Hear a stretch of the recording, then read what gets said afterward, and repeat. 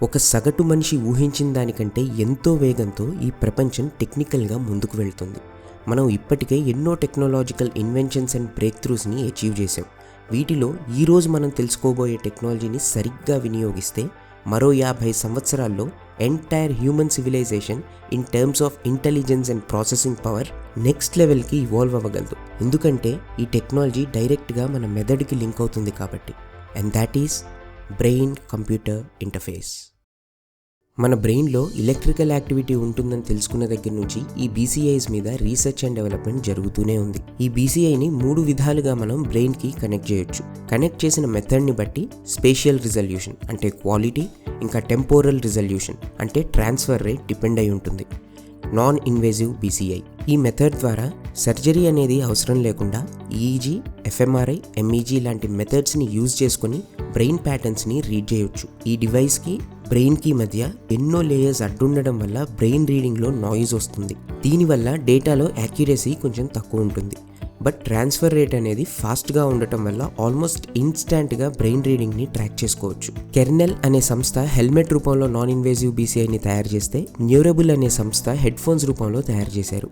As of now these are available in the market. కాస్త afford చేయగలిగితే వీటిని ఇప్పుడే ఎవరైనా ఎక్స్పీరియన్స్ చేయొచ్చు. పార్షియల్లీ ఇన్వేజివ్ బీసీఐ ఈ మెథడ్లో మనకి స్కల్ని కట్ చేసి బ్రెయిన్ సర్ఫేస్ పైన డివైస్ని అమర్చుతారు, కానీ బ్రెయిన్ లోపలికి ఇంప్లాంట్ చేయరు. ఇక్కడ ఈకాగ్ అనే మెథడ్ ద్వారా బ్రెయిన్ ప్యాటర్న్స్ని రీడ్ చేయొచ్చు.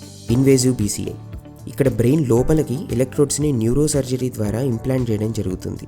ఇది డైరెక్ట్ బ్రెయిన్కి కనెక్ట్ అవ్వడం వల్ల బ్రెయిన్ డేటా అనేది యాక్యురేట్గా ఇన్పుట్ అవుట్పుట్ ల్యాగ్ లేకుండా ట్రాన్స్ఫర్ అవుతుంది. ప్రస్తుతం పార్షియల్లీ ఇన్వేజివ్ ఇంకా ఇన్వేజివ్ బీసీఐస్ని అడ్వాన్స్డ్ మెడికల్ రీసెర్చ్లో, అది కొంతమంది పేషెంట్స్ మీద మాత్రమే క్లినికల్ రీసెర్చ్ చేయడం జరుగుతుంది. అయితే ఈ ఇన్వేజివ్ టెక్నాలజీని క్లినికల్ రీసెర్చ్కి యూజ్ చేస్తున్నా దీన్ని కన్జ్యూమర్ లెవెల్కి తీసుకురావాలన్న ఆలోచన లేదు.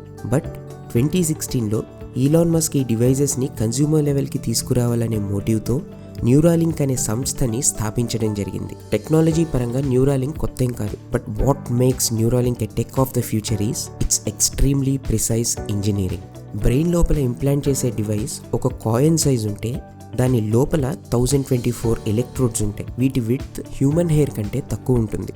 దీన్ని బ్రెయిన్ లోపల ఇన్సర్ట్ చేయాలంటే world's best neurosurgeon in terms of God hand stability కూడా ప్రిసైజ్ యాక్యురసీతో చేయలేరు. కానీ కేవలం న్యూరాలింక్ని మన బ్రెయిన్లో ఇన్సర్ట్ చేయడానికి మాత్రమే ఇన్వెంట్ చేసిన ఈ రోబోట్ మైక్రోస్కేల్ ప్రెసిషన్తో బ్రెయిన్ మ్యాపింగ్ చేసుకుని బ్లడ్ వెజిల్స్ని బైపాస్ చేస్తూ హ్యూమన్ సూపర్విజన్తో 1 గంటలోపు 1024 ఎలక్ట్రోడ్స్ని బ్రెయిన్లో ఇన్సర్ట్ చేయగలదు. అలా ఇన్సర్ట్ చేసిన ఎలక్ట్రోడ్స్ వాటి దగ్గరలో ఉన్న న్యూరాన్స్ యొక్క ఎలక్ట్రికల్ సిగ్నల్స్ని రీడ్ చేసి మన బ్రెయిన్ ఫంక్షన్ని యాప్ ద్వారా మానిటర్ చేసుకోవచ్చు. దీన్ని రీసెంట్గా ఒక కోతిలో కూడా అమర్చడం జరిగింది.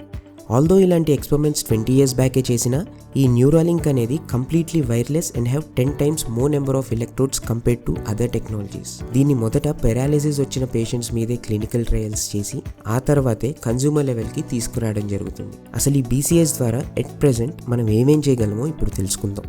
నాన్ ఇన్వేజివ్ బీసీఐస్ని యూజ్ చేసుకొని మన స్లీప్ని, ఫోకస్ని, హెల్త్ని మరింత యాక్యురేట్గా మానిటర్ చేసుకోవచ్చు. కేవలం థాట్ ద్వారా గేమ్స్ ఆడొచ్చు, కొన్ని ఆబ్జెక్ట్స్ని కంట్రోల్ చేయొచ్చు. ఇన్వేజివ్ మెథడ్స్ ద్వారా అయితే ప్యారలైజ్డ్ పేషెంట్స్ రోబోటిక్ ఆర్మ్స్ని మూవ్ చేసి యూజ్ చేసుకోవచ్చు. నిమిషానికి 50 words వరకు టైప్ చేయొచ్చు. ఈ బీసీఐస్ ఫ్యూచర్లో మనల్ని ఎలా ఇంపాక్ట్ చేస్తాయో ఇప్పుడు మనం తెలుసుకుందాం.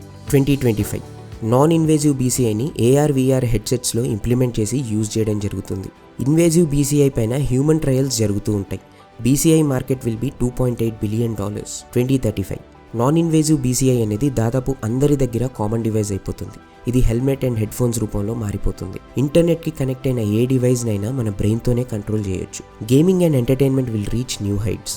ఇన్వేజివ్ బీసీఐ అనేది నార్మల్ పర్సన్స్కి కూడా అందుబాటులోకి వచ్చేస్తుంది. న్యూరాలింక్ లాంటి డివైజెస్కి కనీసం 3000 ఎలక్ట్రోడ్స్ ఉంటాయి and they can be installed in to the deeper parts of the brain.